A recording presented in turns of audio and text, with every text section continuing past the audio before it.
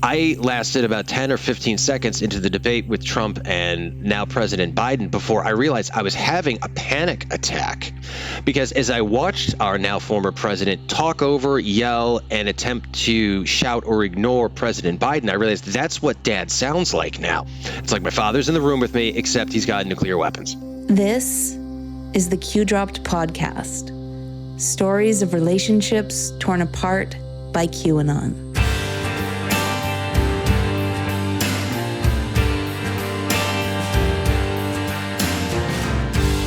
A quick trigger warning. Today's episode talks about QAnon theories that include mention of child abuse, human trafficking, as well as violence and other topics that might be upsetting to some of our listeners, so please proceed with caution. Today's guest, Josh, is roughly the same age as me. Having grown up in the 80s, making fun on our death trap playgrounds, and somehow surviving life on a bike without a helmet. Where we differ, though, is how we grew up. I was born and raised in Richmond, BC. It's an island city where Vancouver's International Airport is located, and as I grew up, it blossomed into a booming metropolis in which people from Asia make up the vast majority. I was learning to use chopsticks and sampling mooncakes on Chinese New Year under neon signs I couldn't read amongst a pretty liberal population. There were no guns, and crime was often limited to street racing, auto theft, and break-ins. The overwhelming majority of people I knew were either immigrants or first-generation Canadians, and the diversity made us expand our minds and consider new ways to look at life. Josh, on the other hand, spent a good chunk of his childhood in rural Michigan, where his life moved at a very different speed.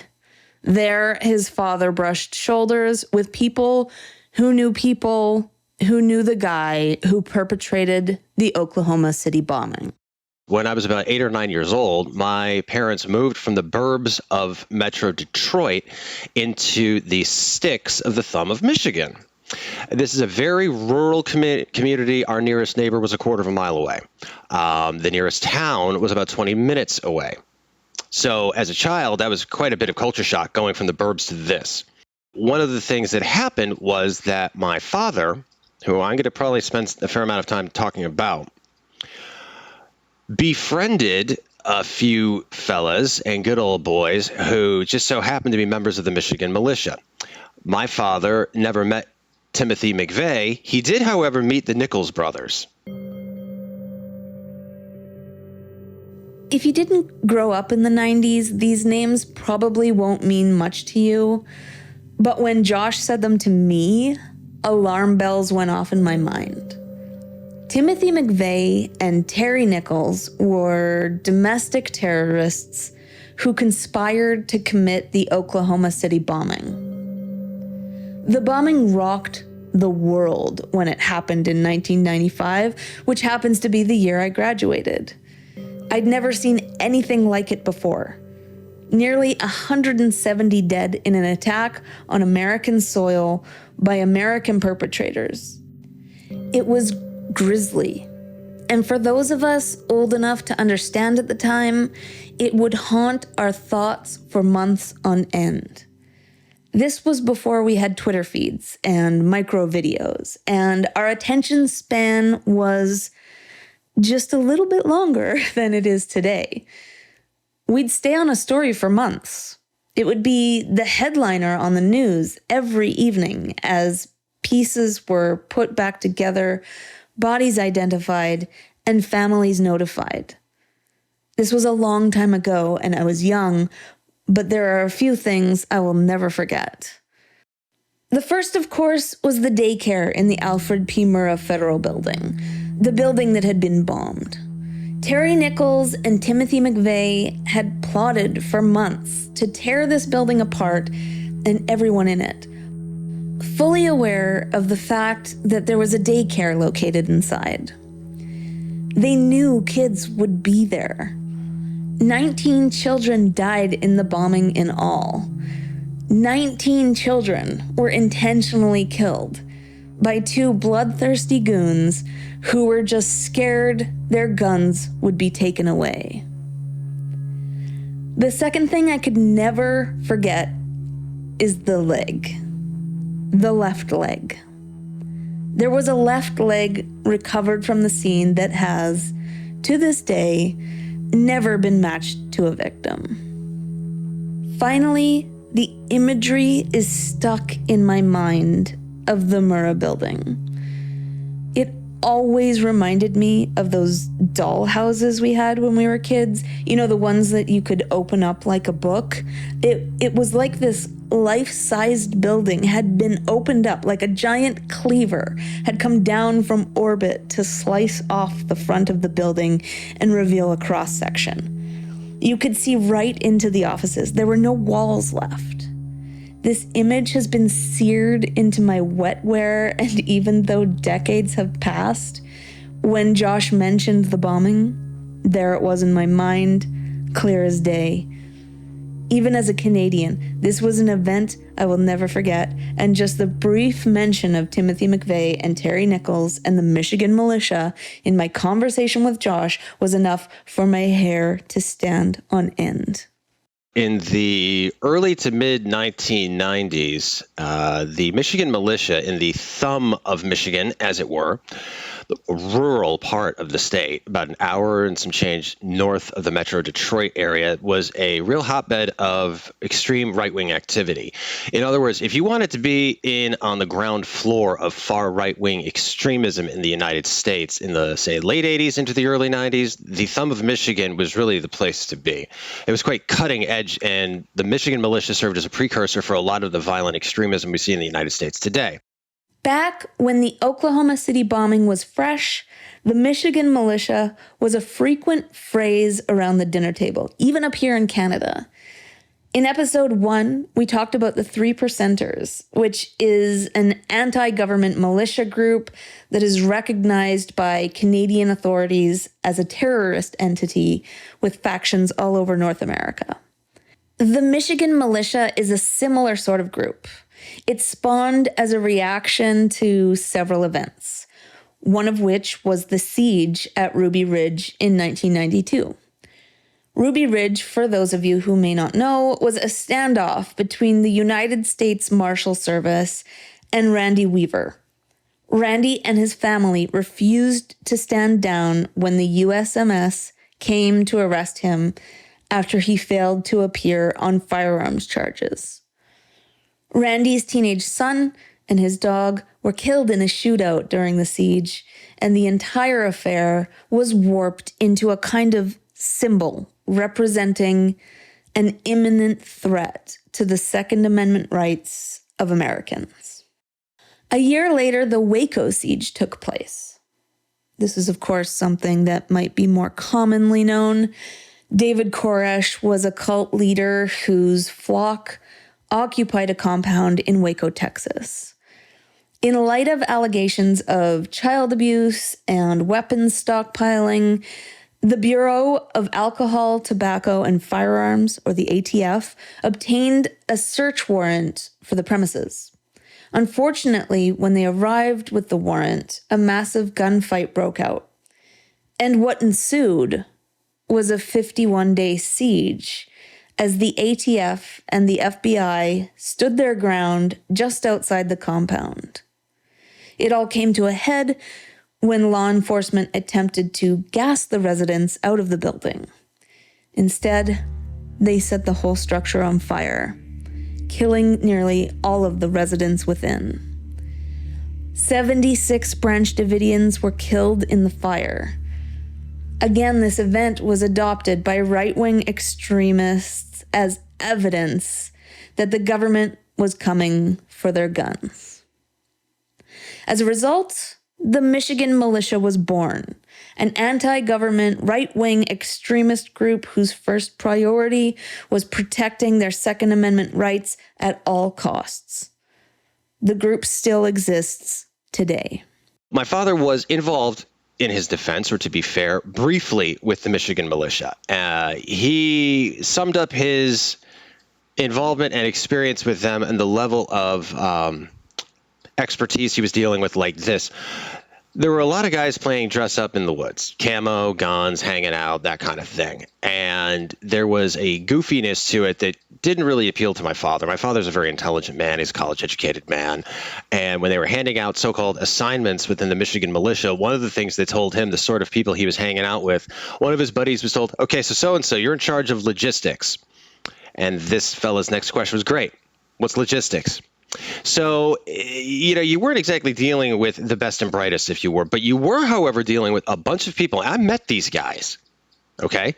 You were dealing with a bunch of people who were extremely angry, very well armed, and a couple of them who were involved with these far right-wing circles wound up perpetrating the Oklahoma City bombing.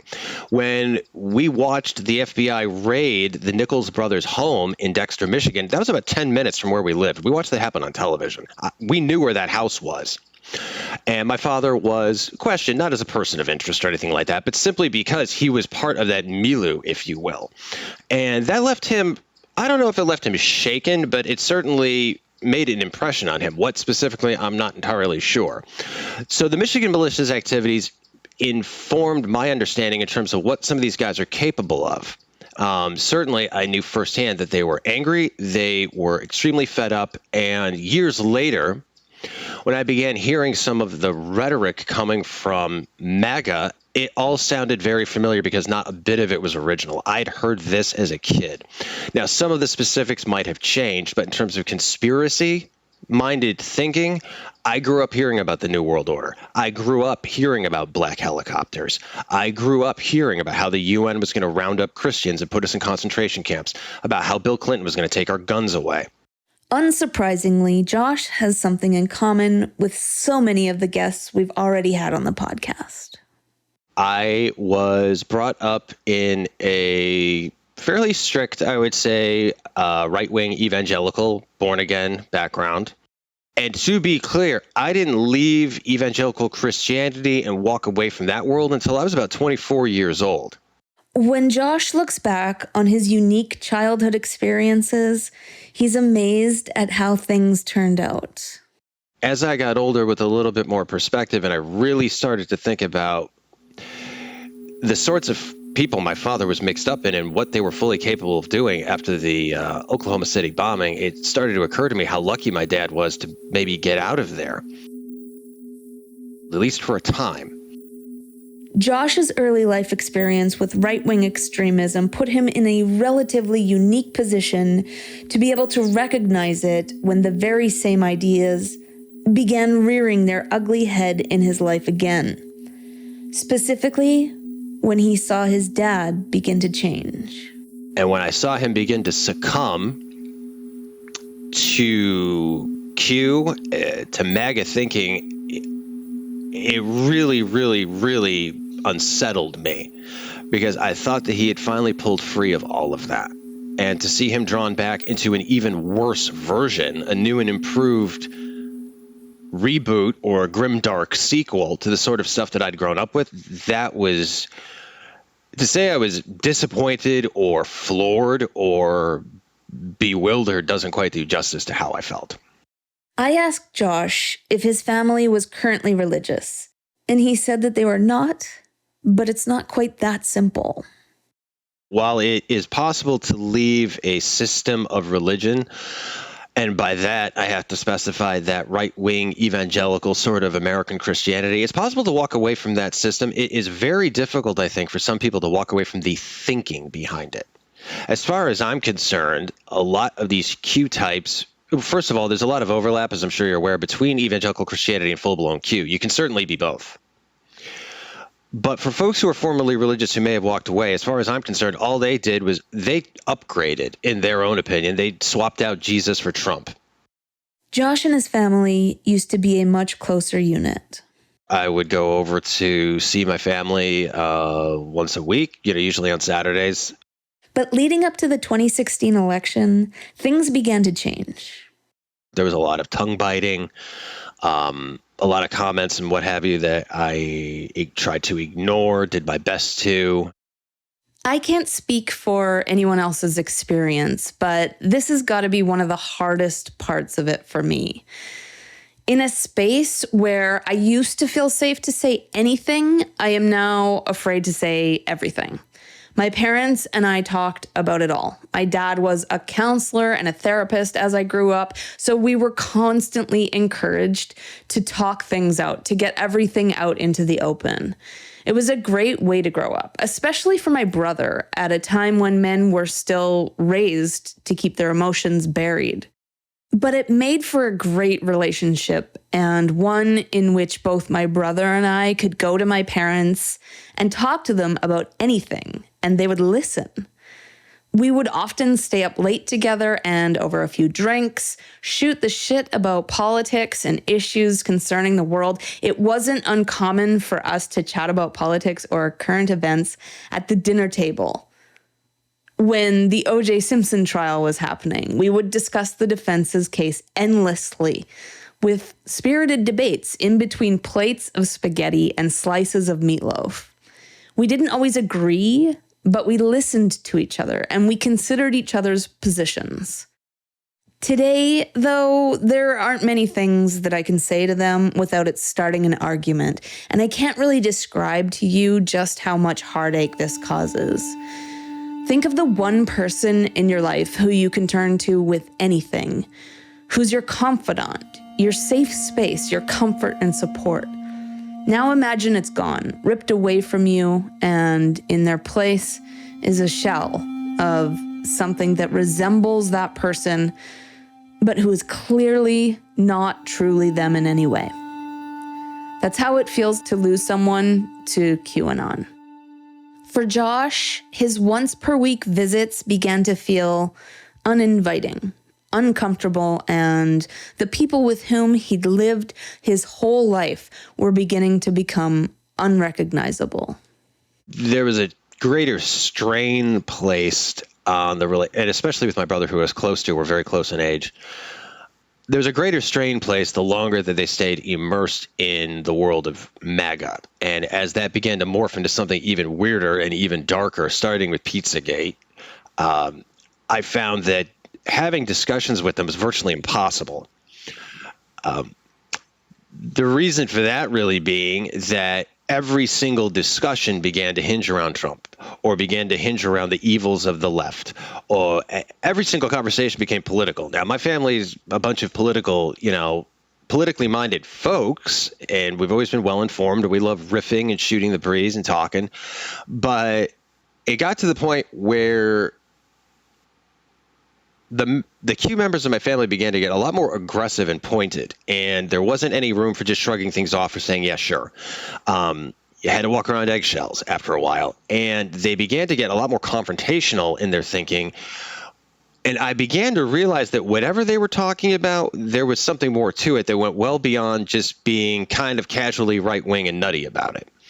Josh says he leans left politically, which was never a big issue in his family. Until Trump came along. That's where the lines began to get a lot sharper. That's where reasonableness in my Q family started to fade out, where they seemed to be struck by this really weird mixture of a certain lack of curiosity, if you will. In fact, it reminded me, and I hate to lean on Orwell as a crutch, but it really did remind me of an Orwellian word that you don't often hear from 1984. The word comes from the Newspeak language that he created, and it's crime stop. Crime stop, he defined as a sort of obtuseness or willing stupidity to not follow metaphors or to not think critically if you started to drift in a politically heretical direction. Today, Q has taken over several members of his family. Josh's father and brother are lodged deep down the Q rabbit hole, and though his mother doesn't seem quite so extreme, she did vote for Trump twice. When we come back, Josh walks us through his family's descent into Q. The Q Drop podcast may be released in audio-only format, but we record every interview on video. You can get access to clips from these videos on the Q Dropped Patreon. Patrons of the Q Dropped podcast get instant access to bonus material from each episode, including extras that didn't make it into the final edit, as well as video clips. We might even throw in some patron-only episodes from time to time. Pledges start at just $3 per month, so sign up now at the link in the show notes. If you want to support the podcast for free, just rate and review it on your favorite podcast platform, subscribe to our YouTube channel, like the video on YouTube, and comment to please those algorithm gods. Be sure to share it with everyone you know. Now back to the show. The first signs that something was wrong probably came from Pizzagate, which I think of as either a subset of Q now, certainly under the Q umbrella, or a forerunner, or whatever you want to call it. Now, Pizzagate reminded me very much, and I'm not unique in this observation, of satanic ritual abuse, the SRA panic of the 80s and 90s, which I consider to be something else that Q is essentially repackaged and rebooted, if you will. But the fact that they fell full on into believing Pizzagate kind of weirded me out. It was the sort of story that was so ridiculous, so grotesque, and so absurd that I thought, well, it literally didn't occur to me until they started talking about it that they ever would have fallen for something like that. I'm going to assume that most of you know what Pizzagate is, but let's go over a quick refresher. Trust me, I don't like having to explain it any more than you like having to hear it, but here we are. Pizzagate. This was, of course, a conspiracy theory that arose in the wake of the Podesta email leaks. Podesta was Hillary Clinton's campaign chair. In 2016, his emails were leaked and published on WikiLeaks. After a lot of bending and reaching, conspiracy theorists developed a theory that, once decoded, Podesta's emails referenced an elaborate child sex trafficking ring centered around Comet Ping Pong Pizzeria in Washington, D.C. This is a very real pizzeria that is family-owned and celebrated by D.C. residents, even the political elite. This place was so good, it earned the honor of being approved by Food Network's Guy Fieri. After conspiracy theorists thought they had decoded the Podesta emails, however, things suddenly changed for the pizzeria. The conspiracy-minded folk convinced themselves that asking for weird pizzas was code for the type of child you were ordering up from the depths of the pizzeria's basement prison. Finally, in December, a man named Welch fancied himself the savior of the children being held captive at the pizzeria. He entered the establishment with an AR-15, and shots were fired, but no one was hurt. But Welch, who stands by the conspiracy theory, did prison time for the act. When one conspiracy theorist, Jack Posobiec, live streamed his visit there intending on investigating the crimes committed within, he discovered there was no basement, no secret chambers, and no pedophilia ring happening inside of Comet Pizza. Later, despite having been one of the most prolific supporters of this Pizzagate theory, he tried to save face by saying he had known it was a lie all along. Pizzagate didn't go away, though. Instead, the theory morphed into a much further-reaching lie we've all come to know as QAnon, or the idea that there is some central satanic cabal running a global child sex trafficking ring that can only be taken down by Señor Orange himself, Trump. The SRA, or the Satanic Ritual Abuse Panic from Josh's childhood, saw a very similar wave of irrational belief that the world had become overrun by Satanists running daycares and raising children so they can abuse them in a ritualistic fashion. A lot of innocent people spent time in prison for crimes that the children in their care would admit never happened years later. Josh's father fell hard for Pizzagate, but there were other worrying signs things were not okay. My father was extraordinarily skeptical of the official story of the Sandy Hook shooting and expressed tremendous skepticism. Essentially, he was agreeing with Alex Jones before Alex Jones finally got justice in court. That was a long time ago now, 10 years, I think. That, even looking back, was alarming. The fact that he could honestly believe that it didn't even happen and that it was, again, setting the table for mass gun confiscation. I mean, he doesn't bring that one up much anymore. But that was probably the first sign that, well, he's starting to get a little out there here. Pizzagate kind of clinched it because it was so appalling and such a manufactured nothing burger, really. That's when it started to get weird, basically.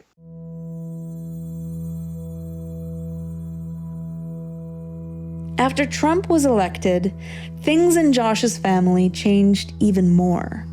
The things that they started to hint at or talk about took on a really weird sort of semi-confidential tone. It was as though they were plugged into somebody within the government, which is, of course, now kind of what the original fiction of Q is or was.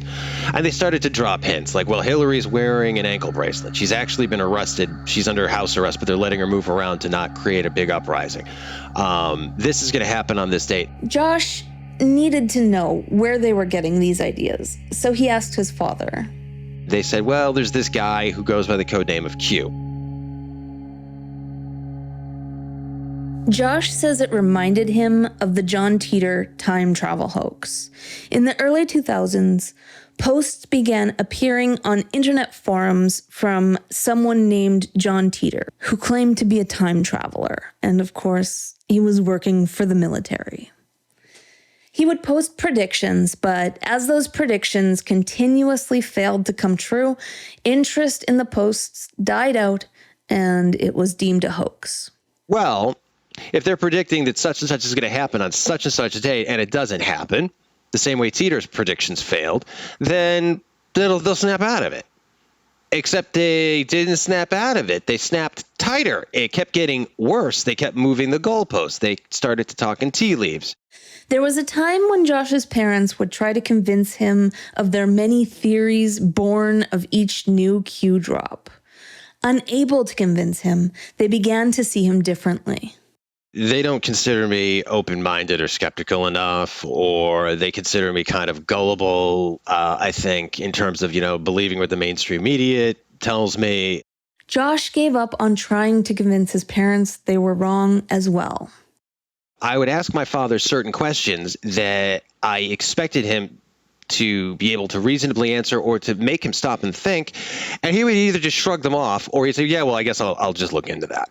Where it got to the point where I knew that he wouldn't, for one. And for another, he was no longer capable of skeptical or open-minded thinking. And to watch that happen where there was either a softening of one side of his mind or a hardening of the other was very disconcerting. It seems that every time I sit down to interview someone, I hear another Q theory I've never heard before. I think it's because each Q believer has his or her own unique set of theories that all fall under the Q label. From Josh, I learned a different take on the JFK Jr. theory.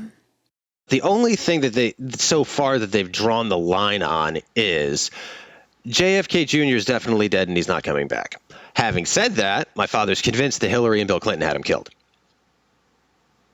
Because if JFK Jr. was alive, he probably would have been elected to the New York Senate, as a senator from New York, would have gotten in Hillary's way and her ambitions. So you see, it makes perfect sense.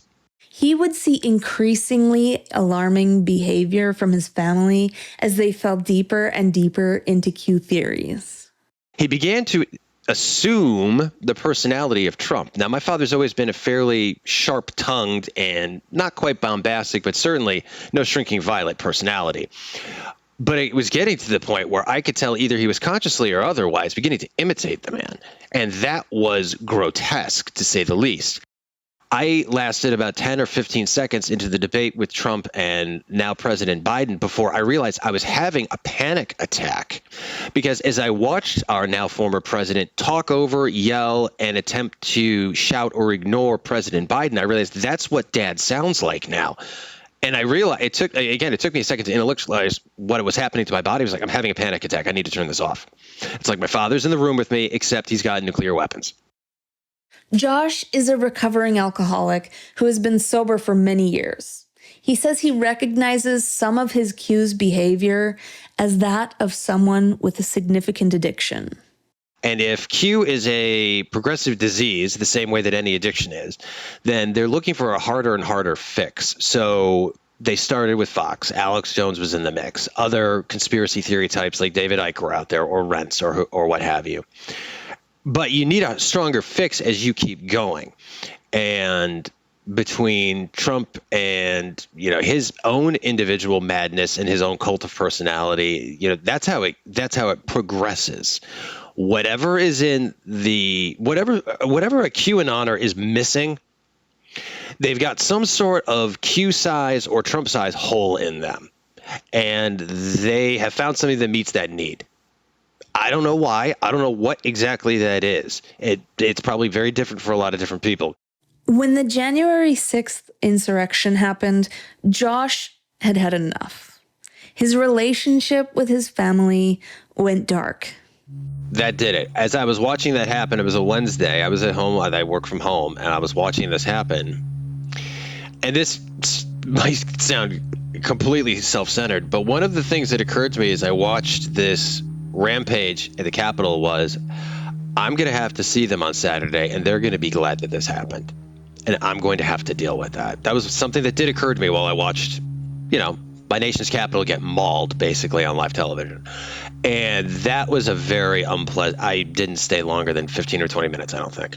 For a few months, didn't talk, didn't see him, nothing. I mean, that did it. And that wasn't the first shouting match that we had or that he had with another member of our family, my now brother-in-law, and my sister were both just verbally berated and attacked. I heard this after the fact when the conversation got too political, to the point where they didn't speak for well over a year.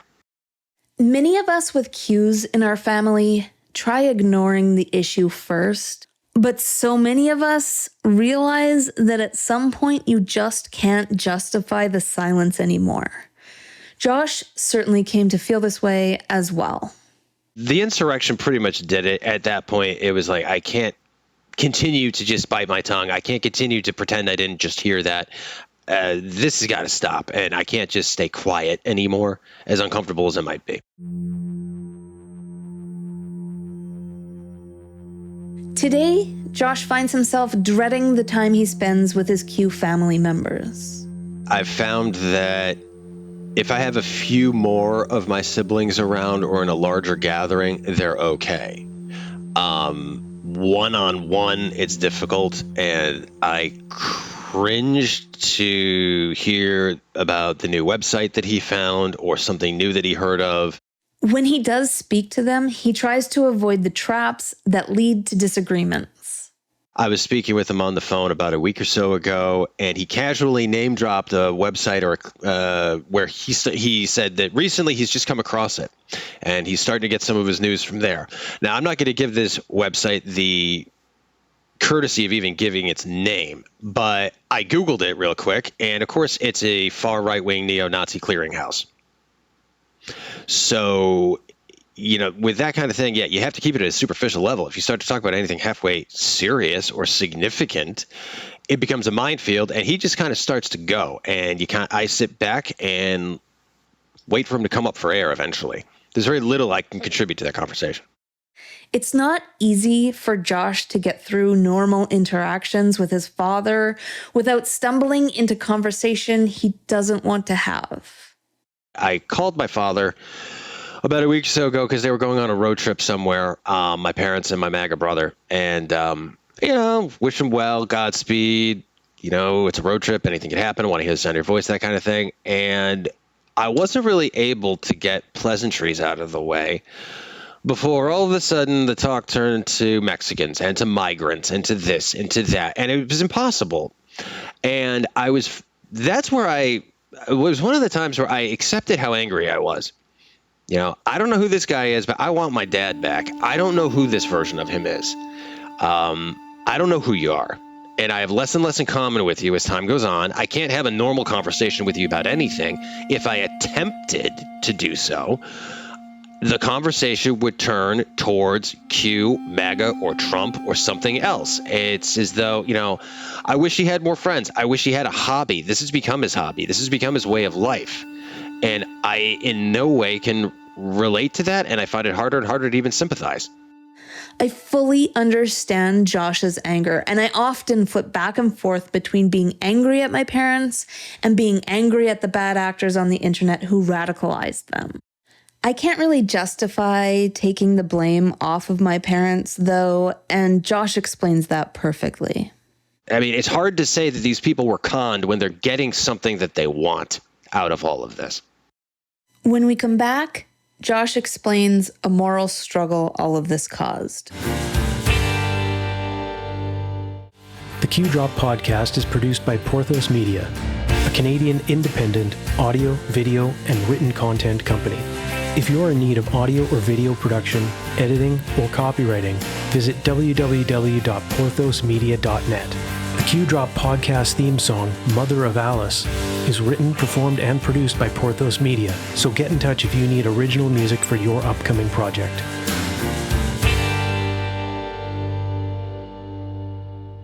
As someone who loves two QAnoners, I can say that it often whittles down to a struggle with your conscience.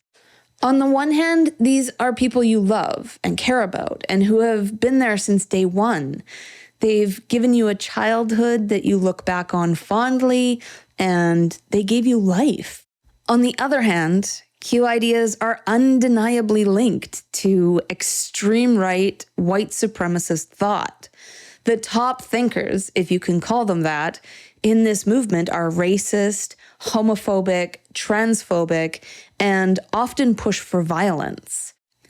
QAnoners support politicians who helped reverse Roe versus Wade and who block student debt relief and threaten our access to birth control. They vote for representatives that deny election results, support insurrectionists, and attempt to occupy capital cities for weeks on end. So what's a more morally sound choice? To support the people you love, who gave you life despite their support and enabling of politicians trying to take us down the road to fascism? Or do you object and distance yourself from them because you stand for human rights and equality and helping the little guy? This is the struggle everyone with a Q in their family goes through, and Josh is no different. It becomes also a moral issue where how much of a relationship can you have with somebody who voted for this guy repeatedly and would gladly do so again? My father's already got his Trump 24 gear. All right. So after a while, it also becomes sort of a judgment call. I have BIPOC friends. I have LGBTQ friends. If he's pretty good about not crossing certain lines, as you say, your folks might not be outright homophobic, all right? My dad's not either. But I'm kind of always just waiting. I'm kind of always just waiting for that shooter. I was like, okay, fine. Get that out of the way. I mean, you've already toyed with virtually every other horrifying theory on the planet. You take Holocaust denial seriously. Why not just go there? Go ahead and get it out of your system. Let's just have that out once and for all. And so far that hasn't happened, but maybe it's because I'm a hypocrite. Maybe it's because I'm firstborn and I'm desperate for my parents' approval still. But I have not taken as strong a line as some of my other siblings have, where they're like, you voted for the guy once, that was bad. Twice is unforgivable. What you're doing now is morally abhorrent. If I see you once a year, okay, but I can't do this anymore. So, I mean, perhaps I'm a coward. I don't have the courage of my convictions, but it's I know that my siblings are supportive, and I think they want to do the right thing too, but in a couple of instances, the right thing for them is distance emotionally and geographic, and we're done here, basically. That's their attitude. I asked Josh what he thought his father could be getting out of QAnon. Sense of fulfillment, purpose, place to put his anger. I mean, I'm not sure. It probably varies. I mean, it's hard to not have some sort of an identity, something, and I think for people of that generation, that boomer generation, perhaps, but again, Q cuts across all generations. It's no respecter of persons or background or age. So I'm not entirely sure. Sometimes I wonder if it's just a way for them to get a rise out of people and to push buttons on people. I'll give you an example of what I mean by that. One of my Twitter friends is, among other things, a very talented graphic artist. And we got to talking last fall, I think it was, and we had a really goofy idea that we realized could potentially be extremely dangerous. We thought, here's a test. So my friend put together, Q and their Q has a particular aesthetic in terms of their imagery. She put together, it was kind of like a one slide or a poster, all right? And it was a theory that she came up with that we concocted completely out of thin air. I think it was about Pope Francis being a clone, okay? Or possibly cryogenically frozen, and this is a lookalike. I forget the specifics of it. But she did an amazing job mocking it up to look exactly like a Q broadsheet that you would find online. Now, the potentially dangerous part was that if we released this into the wild, God only knows, they might pick it up and actually believe it. So as a test, I had an image of it on my phone. I ran into my brother and I said, hey, I came across something that made me think of you.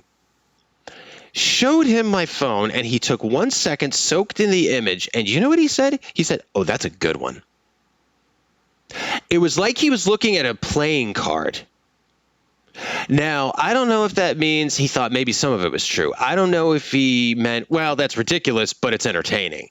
And when it comes to QAnon, I don't know if some days they think all of it's true, they cherry pick what's likely true for them, or if it's a good way of just pushing someone's buttons. And if it's just a game to them, that makes it even worse. Josh's parents are aging. And when you get to the stage in your life where your parents are elderly or well on their way to it, you start to think about how you want to remember them. This is something Josh thinks about often. I would rather not spend my time arguing with him. I'm at the age now, and so is he, where I don't want that to be some of the last years that I have, where I look back and say, oh yeah, for the last 10 years of his life, my father and I fought whenever we saw each other. I would rather that not be how our relationship closes out.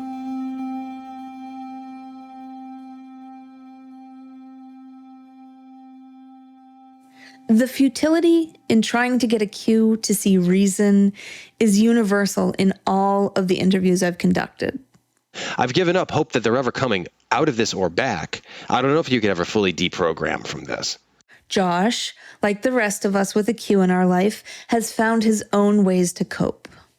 Sometimes I comfort myself by, and I know it's fiction, a personal fiction, but sometimes I comfort myself by saying they're changelings. They're not the same people. They have been replaced. They're not the same people. They're gone, and whoever the replacements are, you're kind of stuck with now. But it really is watching a complete change of personality. I sometimes don't know who this guy is anymore. He's not the man who raised me, I'll put it that way. That guy is gone. It's like trying to get to know a different person. I try to be understanding. I try to be forgiving. I try not to hold resentment. I try very much so. But there does come a point where being open-minded or open to the possibility that, my goodness, you shouldn't be so self-righteous. Isn't there a possibility that you might be wrong? That goes out the window, where you have to draw a line and say, no, absolutely not. So it's probably not a really healthy idea to psychoanalyze your parents or their marriage. I don't care who you are, but I'm troubled, and I'm trying to accept them as they are now, and that's very, very hard. Again, it's an ongoing form of grief. Josh is not alone in his grief. my siblings are, other than my one brother, are pretty much aghast and feel very alienated. One sister in particular, who lives in another part of the country, finds it virtually impossible to have a relationship with our parents anymore. Another of my siblings has expressed grief. It's like sorrow for the living dead in a way. It's distressing, I think. I mean, to watch this happen. Like me, he reaches out to his siblings when things get bad. Goodness, this was bad. I need to talk to my sister, or I need to talk to so-and-so, or I need to decompress, or it's not that I need a sanity check. I know that I'm not the one losing my mind, but I need an emotional check. Like, hey, let's compare notes. What did he say to you recently? Because I've got a real doozy for you. You know, that kind of thing. Josh has a few boundaries that, if crossed, means he won't be able to justify continuing his relationship with his Qs. I'm currently single, but if I were to bring someone home to meet my folks and they said something about her based on, if she were BIPOC and they said something, if she were trans and they said something, odds are my mom probably wouldn't. But if my father were, that would probably be, I couldn't do that. I couldn't countenance that. If they were to attack one of my siblings over a life decision, over some sort of decision that they made that they considered beyond the pale, that would be very, very hard for me to stomach. I've also had to play the game, and I was watching and was curious where they were. But if one of them had been at the Capitol on 1/6, that probably would have done it. I'm not saying I would have not hesitated to call the FBI. I would have hesitated, but eventually I would have done that. I know that talk is cheap, but I would have. So that would have probably been a game ender at that point. It's like, yeah, I can't do this anymore. So are there a few lines they could possibly cross? Sure. Has it happened? No, and perhaps it never will. Unless there's something else unforeseen that comes down the pike that I can't even imagine yet. Things have a real interesting way lately of getting weirder and worse without a moment's notice, it feels like. So I don't know. I'm kind of keeping my eye on, say, how the 24 election plays out. If there's an attempt to subvert the results of that election and the GOP decides that they don't want to play anymore, if you will, and decides to just seize power as opposed to even trying to cheat, and my MAGA family, my Q family cheered that along, that might possibly do it too. I don't want to hear any talk about being a conservative or being a patriot or loving this country or loving the Constitution from you if this is what you eventually support. So what scares you the most about QAnon going forward? That we haven't seen the worst of it yet. What do you think the worst could possibly be? I have a very clear image in my head of exactly how bad it could get. I'll put it this way. They're not going to get any better. There's a lot of them. They're not getting any better. They're getting more violent, and they're well armed. And they've embedded within law enforcement and the military here. So how bad could it get? Really bad. I think people underestimate the rapidity of how bad it could really get. So my worst fear is that it gets worse and that they get back into power, and it's only going to go downhill from there. And it doesn't even necessarily need to be a top-down directed sort of situation. Once you've emboldened enough people and you've told QAnon you can pretty much do whatever you want and get away with it, well, at that point, it's open season. And it would be a combination of the Russian Revolution and the Irish Troubles, where all of a sudden ideology is used to settle old scores. I live in a really big country with a really big population with a bunch of firearms lying around, and these people have very long memories.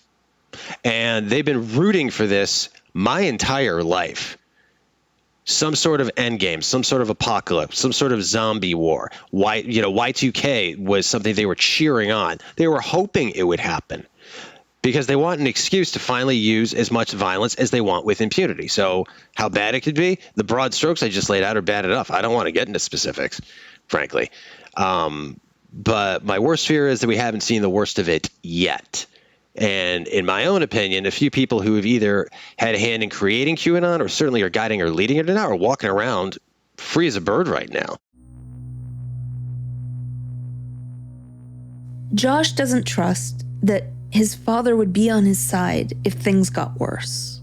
One of the fears that I have is that if it ever did get bad or worse here, and I were black bagged or disappeared or picked up, one of my fears is that one of the first reactions my father say would have is, well, he must have done something. I hope it doesn't get to that point. I don't want to fear my parents or fear what they've become. I hope I never have to find out how bad it could get.